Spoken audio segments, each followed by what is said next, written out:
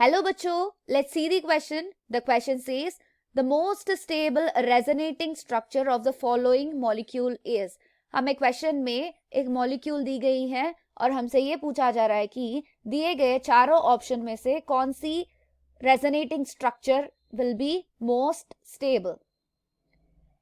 तो हमें कुछ फैक्टर्स को पहले ध्यान में रखनी है कि अगर पॉजिटिव और नेगेटिव चार्ज के बीच में charge separation, the distance between positive and negative charge should be less, whereas the distance between like charges must be more. Distance must be more. तभी मॉलिक्यूल स्टेबलाइज होगी और कह सकते हैं कि वो मॉलिक्यूल ज्यादा स्टेबल रहेगी. अगर ऑप्शंस में देखें तो यहाँ पर दोनों नेगेटिव चार्ज दिए गए हैं, लेकिन क्वेश्चन में एक पॉजिटिव और एक नेगेटिव चार्ज दिया गया, तो ये ऑप्शन नहीं होगी.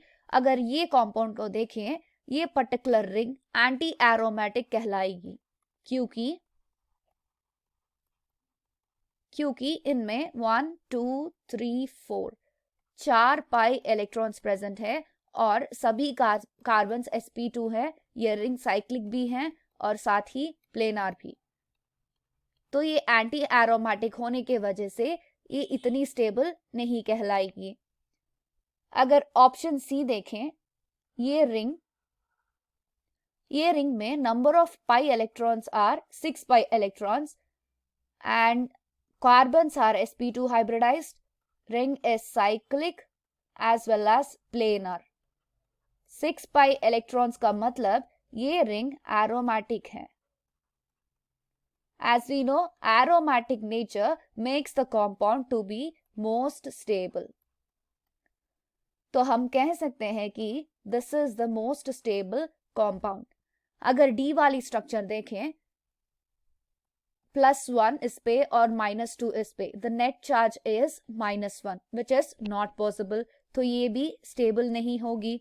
सो हमारी ऑप्शन रहेगी option C. The most stable resonating structure of the following molecule given is option C. I hope you understand it well. All the best.